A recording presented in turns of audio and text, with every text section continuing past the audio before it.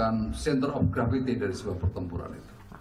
Kita sudah memiliki peta-peta atas center of gravity, sehingga kita tahu harus bagaimana setelah mengenali center of gravity itu.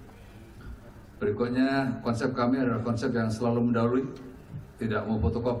Jangan jadikan hati kami lalai dan gentar, karena kami lahir dan besar dibimbing para ulama kami yang sabar, menetak jantung-jantung kami untuk menjadi pendekar yang berani berpihak pada yang benar. Duhai Allah, jangan kau jadikan hati kami tertutup dari cahaya terang kebenaran-Mu yang menyala di malam-malam munajat.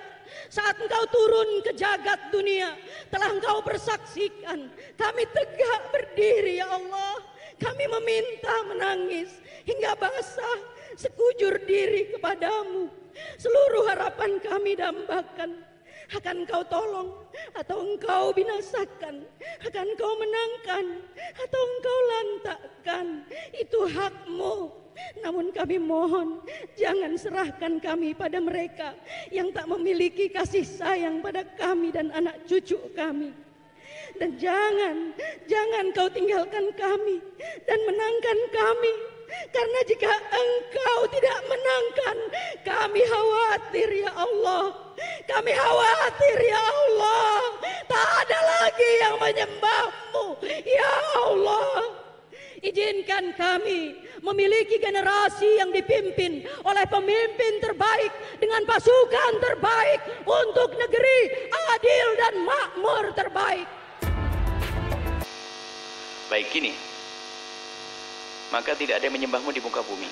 Memang kita pernah mendengar berita-berita seperti ini. Apakah ini katanya mengancam Allah dan sebagainya, mengancam Allah tidak beribadah, ada. Jadi gini, menanggapi permasalahan, kita bicara tentang kalimatnya itu dulu. Saya tidak tahu bacaannya apa, takut saya membenarkan ini nanti selebihnya ada bacaan yang salah. Aja kalimat sepotong itu, saya punya ini kalimatnya kalau tidak salah seperti itu. Pokoknya kalau tidak Engkau menangkan kami, ya Allah, maka kami takut atau khawatir nanti nggak ada yang nyembah kamu.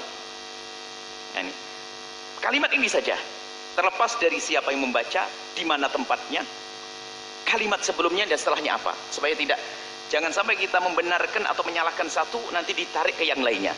Waspada, ini zamannya zaman fitnah, dipotong begini, dipikir nanti kita memusuhi ini atau mendukung ini. Kita bicara tentang ilmiah permasalahan. Terlepas yang ngomong siapa, bapakku, anakku, ponakanku, sama. Jadi tentang kalimat itu, kalimat yang disampaikan kemarin juga ada yang cerita begitu. Kalimatnya bagaimana sih? Jika Engkau tidak menangkan kami, maka kami takut atau khawatir tidak ada menyembahmu di muka bumi. Lalu katanya rame, ini adalah mengancam Allah dan sebagainya. Jawabannya adalah bukan mengancam Allah. Kalau mengancam Allah begini, ya Allah, kalau Kau tidak menangkan kami, aku tidak mau nyembah kamu. Itu kurang ajar. Akan tapi dia mengatakan bahwa ya Allah, jika tidak Kau menangkan kami, jika tidak Kau menangkan kami takut nanti tidak ada menyembah kamu. Kalimat ini bukan sebuah ancaman, bukan mengancam Allah, akan tapi ini adalah rasa khawatir. Bisa jadi karena itu anak naik akan dikembalikan dari mana, siapa ungkapan ini pertama mengucapkan ini? Mengucapkan adalah baginda Nabi waktu di perang Badar. Nabi Badar waktu di perang Badar, Allah mengucapkan, Allahumma intuhlik hadhil isabah minal muslimin atau min ahli Islam fala tu'bad fil ardi abadan. Ya Allah, ini kan di perang Badar. Nabi itu di perang Badar melihat, hadis Muslim ini, hadis sahih, melihat kaum muslimin hanya 300 berapa, umat kafir 1000 lebih. Dan ini awal kejadian peperangan yang dahsyat. Nabi ngadu kepada Allah, ya Allah, anjis wa'dak, ya Allah, penuhi janjimu. Kan ada Allah jadi intan surah yang syukur. Nabi serius berjuang di jalan Allah, maka Nabi berhak mendapatkan, Nabi mendapatkan apa namanya, bukan berhak artinya, Nabi karena serius di dalam berjuang karena Allah, maka sesuai janji Allah, Allah akan menolongnya. Lalu Nabi minta, ya Allah, mana janjimu? Akan Kau menangkan kami, ya Allah. Kemudian Allahumma intuhlik hadhihi isabah min ahli Islam, ya Allah, kalau Engkau hancur, kalau sampai Engkau hancurkan, Kau kalahkan, Kau jadikan kalah dari kaum muslimin ini, fala tu'bad fil ardi abadan, maka nanti tidak ada yang menyembahmu di muka bumi. Ini bukan berarti mengancam Allah, akan tapi rasa kekhawatiran Nabi, karena Nabi itu ingin bahasanya setiap pojok rumah ada orang sujud, setiap sejengkal tanah ada orang sujud. Kalau nanti orang Islam kalah, kemudian orang kafir tidak ada yang sujud, akhirnya bumi ini bumi tempat bermaksiat semuanya. Itu maknanya seperti itu. Jadi yang kami tangkap ini, orang ini kok selalu mencari-cari kesalahan manusia. Ini terlepas dari kalimat sebelumnya. Saya tidak tahu kalimat puisinya kayak apa, itu puisi atau munajat itu. Jangan sampai kami membenarkan makna ini lalu ditarik kalimat sebelumnya. Saya tidak tahu kalimat sebelumnya benar atau nggak benar, wallahu alam bishawab. Ini hanya kalimat pendek ini yang mengundang kontroversi. Ada sebagian mengatakan bahasanya ini menantang Allah. Oh, enggak, tidak menantang Allah. Justru bentuk kekhawatiran. Itu diambil dari hadis Nabi, bentuk kekhawatiran seseorang kalau seandainya umat Islam ini kalah, akan kemudian nanti semua bermaksiat, maka maksiat akan terjadi di mana-mana. Itu berkat, itu adalah buah dari kecemburuan, ghirah di dalam hati seorang hamba. Itu dari hadis Nabi Shallallahu Alaihi Wasallam. Ini adalah, kami hanya mengomentari masalah kalimat ini. Jadi itu bukan kalimat menentang Allah. Kalau menentang Allah begini, ya Allah, jika tidak kau menangan kami, aku tidak akan sembah engkau. Atau ya Allah, kau kan maha kuasa untuk menyembuhkan aku, kalau aku tidak sembuh, aku tidak menyembahmu. Ini kurang ajar namanya. Dan itu kalimatnya tidak seperti itu. Jadi itu bukan kalimat mengancam Allah. Mohonlah kepada ahli iman, jangan sampai gampanglah mau menafsiri dengan tafsiran-tafsiran yang ternyata tafsiran kita itu sangat salah. Satu. Kemudian kami tidak tahu apakah tepat sekali doa itu dibaca oleh seseorang di tempat seperti itu. Apakah lawannya betul-betul seperti orang kaum kafir Quraisy atau seperti apa? Kan kita tidak tahu seperti itu. Ini terlepas dari itu ya. Jadi mohon maaf, saya hanya memberikan penjelasan tentang makna ini. Makna ini, sebab Nabi waktu itu adalah dengan orang-orang kafir yang betul-betul mengancam Nabi, dan jelas-jelas kekafirannya. Jelas-jelas kekafirannya. Ini mohon maaf, ini cara menyikapi yang adil begitu. Jangan sampai ini zaman-zaman potong memotong itu. Jadi kadang-kadang kalimat saya ini langsung bisa jadikan senjata dua. Melawan sini, lawan sini. Jadi saya alhamdulillah jadikan untuk bermusuhan dengan siapapun. Jadi difitnah untuk musuhan sana sini. Kami tidak akan musuhan, tapi kebenaran harus saya sampaikan. Kebenaran harus saya sampaikan. Adapun kalimat sebelumnya saya tidak tahu, mungkin cek lagi, saya pengen tahu teksnya lengkapnya seperti apa. Mungkin ada yang perlu dikritis dari kalimat-kalimat yang lain.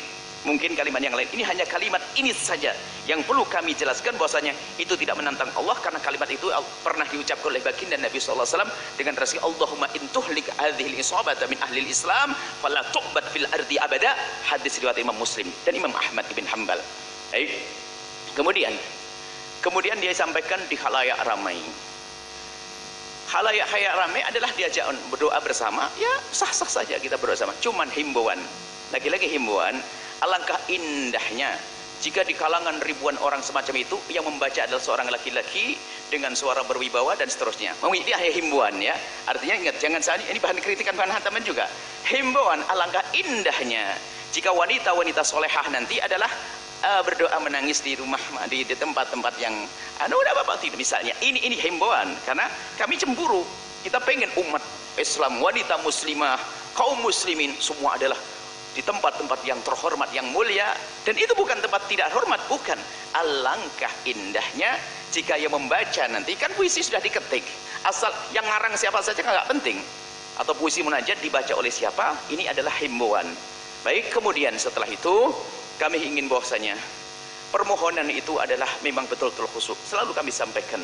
Ingat, cara memilih presiden yang kebetulan ini adalah ada hubungannya dengan biasanya dihubungkan dengan masalah perlawanan politik.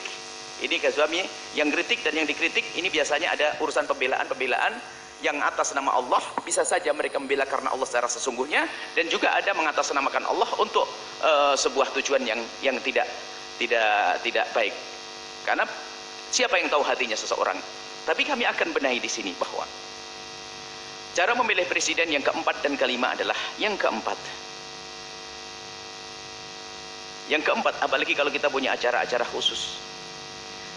Yang keempat adalah pilihlah orang tersebut yang Anda yakini dia baik dan benar. Dia baik dan benar. Dia baik dan benar, ingat. Pilihlah dia dan lepaskan dirimu dari kepentingan pribadimu. Keluarkan dirimu dari kepentingan pribadimu. Keluarkan dirimu dari kepentingan pribadimu. Misalnya, pilih dia bukan karena engkau ditawari pangkat. Pilih dia bukan karena engkau ditawari proyek. Pilih dia, wahai ustadz, bukan karena dia menawarimu. pondok pesantren. Jangan. Itu saja, ini paling penting. Apa yang maksud kami? Perlu kejujuran di hadapan Allah. Pilih dia karena Allah. Bukan karena kita ingin disebut-sebut, bukan karena kita ingin tenar, bukan karena kita ingin dapat jabatan, bukan karena ini urusannya dengan Allah. Maka kita pun tidak boleh menuduh siapapun. Apakah yang rame-rame lalu dikatakan tidak ikhlas? Ikhlas urusan hati, nggak boleh kita mengatakan tidak ikhlas. Tapi kita perlu serius. Memang munajat besar-besaran adalah mengajak orang yang lupa agar ingat. Tapi yang penting lebih dari itu adalah Anda munajat di rumah Anda sendiri. Jangan lupa. Tanyakan kepada dirimu sendiri, hai Anda ini yang hadir di majelis, yang Anda menginginkan presiden yang benar, jujur, Anda pernah menangis di tengah malam ngadu kepada Allah orang per orang? Anda. Atau Anda yang kemarin bisa nangis bersama-sama, Anda bisa nangis sendiri atau tidak? Kita perlu kejujuran dengan Allah. Kita perlu kejujuran dengan Allah. Ini yang penting. Yang keempat ini lupa orang. Ngadu Imam Salahuddin Al-Ayyubi menangis di tengah malam. Muhammad Al-Fatih menangis di tengah malam. Menangis dengan serius. Anda di kamar Anda kunci, Anda ngadu kepada Allah, ya Allah berikan kepada aku pemimpin yang benar. Sudahkah Anda melakukan itu semuanya? Kemudian yang kelima, itu adalah yang keempat adalah itu tadi, keluarkan dari kepentingan pribadimu. Yang kelima adalah ngadulah kepada Allah setiap saat. Baik, inilah penjelasan kami tentang kalimat itu. Mohon, wahai yang mendengar kalimat ini, Anda jangan mengadu domba. Ingat, pengadu domba urusannya dengan Allah langsung, bukan dengan saya. Saya rindu umat ini bersatu. Saya rindu umat ini tidak saling mencaci. Akan tapi sekarang lihat, apapun bisa jadikan ejekan dan olokan. Orang berdoa bisa diejek, orang melakukan sholat bisa diejek, orang munajat diejek, orang sholat diejek. Terus mau bagaimana? Anda ini mau apa sih? Anda itu mau apa? Berita ada orang munajat, ada yang mencaci dan mengolok. Berita ada orang sholat, ada diaci mengolok. Terus mau gimana ini? Apa yang ada di hatimu itu apa? Apa yang ada di hatimu? Ayo kita jujur dengan Allah. Kita sudah capek, kita setan menggoda kita untuk membuat kita bermusuhan. Saya heran, kenapa hal-hal semacam ini harus menjadi komentar yang panjang lebar? Sampai katanya ini menentang Allah dan seterusnya. Satu sisi yang kita sudah biasa olok-olokan. Sampai orang munajat diolok, orang sholat diolok, orang beribadah diolok, orang umroh dicaci. Oh, apa ini semuanya?